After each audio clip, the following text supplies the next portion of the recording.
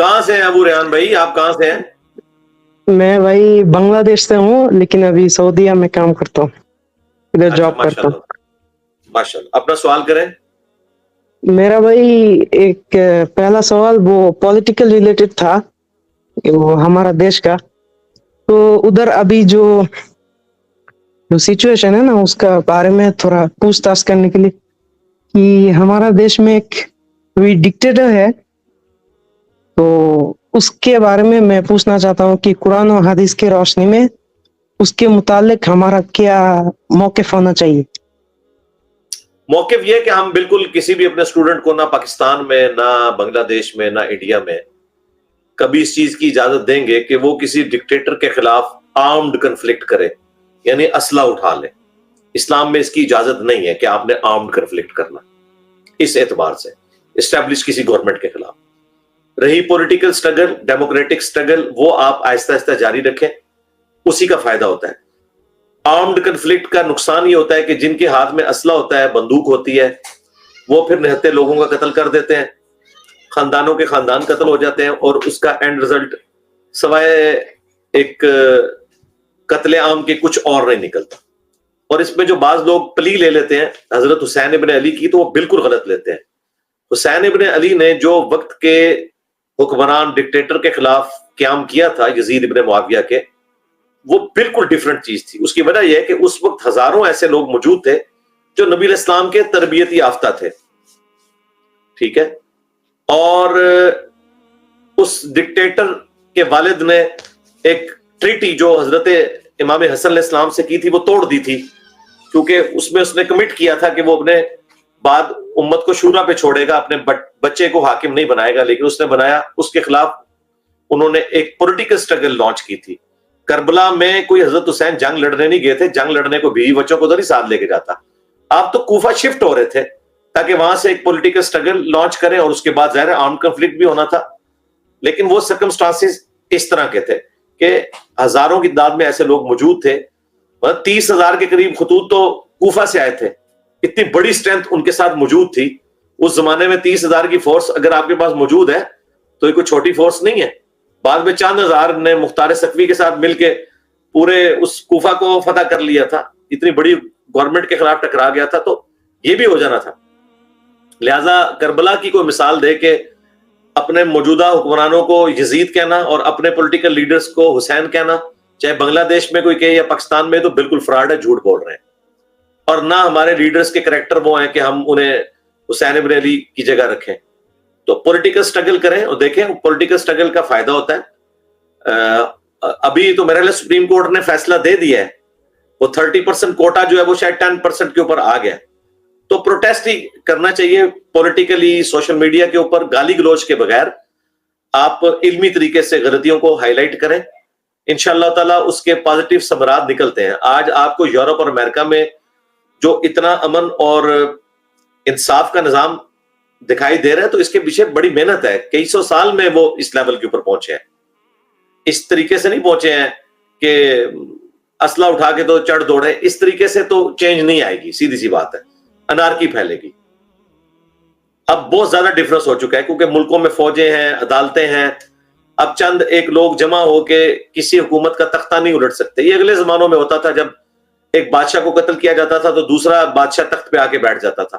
اب ایسا نہیں ہے، اگر آپ کسی بادشاہ کو مار بھی دیں، سپوز خدا نہ خواستہ آپ لوگ حسینہ واجد کو راستے سے ہٹا دیتے ہیں کسی ایکسٹرا جوڈیشل طریقے سے، اسیسینیشن کے ذریعے، یہ غلط طریقہ ہے، تو کیا آپ سمجھتے ہیں کہ آپ کی حکومت آ جائے گی؟ نہیں، اسی پارٹی میں ایک دوسرا وزیر اعظم آ جائے گا، کچھ بھی نہیں ہوگا۔ تو ایسے ہو نہیں سکتا اس پریزنٹ ورلڈ کے اندر۔ تو یہ میری آپ کے لیے، میری طرف سے انسٹرکشنز کہہ لیں یا سجیشن کہہ لیں۔ سیکنڈ کوشچن کر لیں۔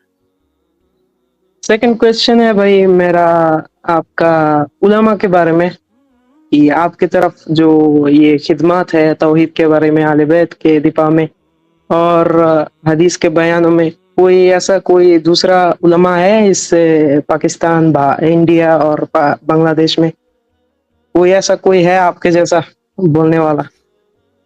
اور اللہ آپ کو اور بھی توفیق دے۔ نہیں جی، ہمارے جیسا تو کوئی نہیں ہے۔ اگر آپ کو بھی پتہ چلے تو ہمیں بتائیے گا، ہم بھی اس کی ویڈیوز پروموٹ کرنا شروع کر دیں گے۔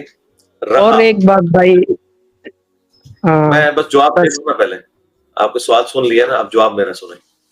दूसरी बात यह है कि ये बात मैं कोई तकब्बुर के तौर पर नहीं कर रहा, अपने आप को बढ़ाने के लिए नहीं कर रहा, मैं रियलिटी के तौर पे ही बयान कर रहा हूं। रियलिटी फिर इसी तरीके से बयान होती है। रहा मामला हमारा पॉइंट ऑफ व्यू क्या है, हमारा पॉइंट ऑफ व्यू ये है कि आप दुनिया के हर आलिम को सुने, किसी भी फिरके का हो, इवन नॉन मुस्लिम हो, उसको भी सुने, और जो बात उसकी कुरान और सुन्नत के मुताबिक है वो आप ले लें, जो नहीं है वो छोड़ दें। यानी at the end of the day जब हम ये बात कर रहे हैं कि आप तमाम उलमा को सुने बगैर किसी तफरीक के, लिहाजा अब किसी फिरके का कोई आलिम मुफ्ती मुझे ये गिला नहीं कर सकता कि इंजीनियर साहब कहते हैं सर मुझे सुनो, नहीं। लेकिन ये जरूर कहते हैं कि इंजीनियर को नहीं सुनना, क्योंकि इन्हें पता है कि हमारा झूठ का लिबास उतर जाएगा। और इंजीनियर साहब इतने कॉन्फिडेंट हैं कि वो अपने स्टूडेंट्स को कहते हैं कि इन सबको सुनो, क्योंकि मुझे पता है जितना इनको सुनेंगे उतना इन्हें अपने उस्ताद के हक पे होने का यकीन हो जाएगा कि हमारा उस्ताद तो कुरान हदीस बयान करता है और ये तो शेर व शायरी करते हैं, तो बुजुर्गों के अक़वाल सुनाते हैं। तो मेरी कामयाबी ये है कि मैं अपने स्टूडेंट्स को कहता हूं सारों को सुनो, सारे उलमा को सुनो, लेकिन देखो दलील कौन पेश कर रहा है, वो दलील फॉलो करो। तो मुझे किसी का नाम सजेस्ट करने की जरूरत ही नहीं है। अगर उस तरह की आप सजेशन मुझसे मांगेंगे फिर मैं उस आलिम की जिम्मेदारी भी उठाऊंगा, मेरे लिए मुसीबत बन जाएगी, क्योंकि मैं जिस आलिम को भी कोट करूंगा उसकी कोई ना कोई बात ऐसी होगी, बल्कि कई एक बातें ऐसी होंगी जो कुरान और सुन्नत के खिलाफ होंगी, तो वो फिर मेरे खाते में लोग डालना शुरू कर देते हैं। वैसे अगर आप मुझसे पूछे कि मैं किन उलमा को पसंद करता हूं, तो मैं यानी जो फौत शुदगान है उनमें सबसे ज्यादा मौलाना मौदूदी को पसंद करता हूं रहिमहुल्लाह ताला। उसके बाद मौलाना इसहाक साहब रहिमहुल्लाह ताला, डॉक्टर इसरार साहब रहिमहुल्लाह ताला, अहमद दीदार साहब रहिमहुल्लाह ताला। ये वो लोग हैं जिन्हें मैं बहुत बड़ा समझता हूं यानी दीन की फील्ड में।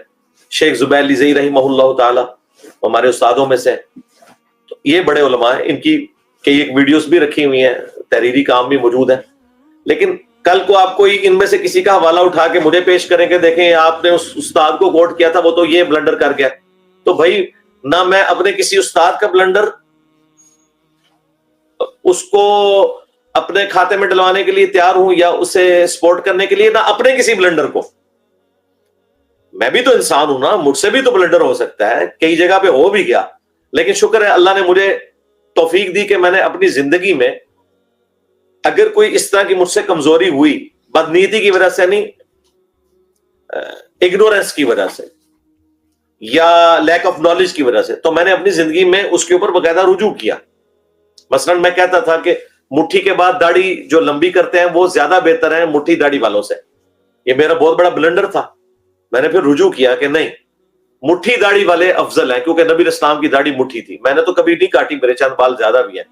अगर कोई लंबी रखता है तो जायज है, लेकिन अफजल दाढ़ी मुट्ठी ही है, क्योंकि नबी इस्लाम की भी दाढ़ी मुट्ठी से ज्यादा नहीं हुई। इसीलिए अब्दुल्ला इब्ने उमर, हजरत अबू हुरैरा और इब्ने अब्बास, ये तीन साहबा हैं जो दाढ़ी की हदीस रवायत करते हैं, और तीनों मुट्ठी के बाद दाढ़ी काट देते थे। साहबा किराम मुट्ठी के बाद दाढ़ी काट दिया करते थे, इस वजह से कि उनकी ये ख्वाहिश थी कि हमारी दाढ़ी हुजूर से लंबी ना हो। लेकिन अगर कोई लंबी रख लेता है तो वो जायज है। पहले मैं कहता था लंबी वाले ज्यादा बेहतर है, अब मैं कहता हूं लंबी वाले जायज है, बेहतर वो है जिनकी मुट्ठी हो। तो मैंने अपनी जिंदगी में से रुजू कर लिया। ठीक है, इसी तरीके से मैं पहले इस बात का कायल था कि जो बुलंद आवाज से क़िरात होती है इमाम के पीछे, अगर इमाम सख्ते ना भी करे तब भी आपने फातिहा पढ़नी है। लेकिन बाद में मैंने रुजू किया कि अगर वो सख्ता करे तो फातिहा पढ़नी है, अदरवाइज सुन लेना काफी है। इमाम के साथ साथ आप फातिहा नहीं पढ़ सकते। तो अल्हम्दुलिल्लाह जहां जहां मुझे कोई चीज बेहतर लगती है मैं रुजू करता हूं। मेरी आप वीडियो बकायदा देख लें, इंजीनियर मोहम्मद अली मिर्जा के 10 रुजू। मेरे अलावा प्लेनेट अर्थ पे कोई भी स्पीकर इंटरनेशनल इस बड़े लेवल पे दावत लेने वाला करने वाला नहीं है जिसने खुद अपने रुजूस की लिस्ट बना के तो वीडियो रिकॉर्ड करा दियो। यानी मैंने अपनी गलतियों से भी रुजू किया, मैं तो किसी दूसरे की गलती में कैसे अपने खाते में डलवाने के लिए तैयार हूं। ठीक हो गया।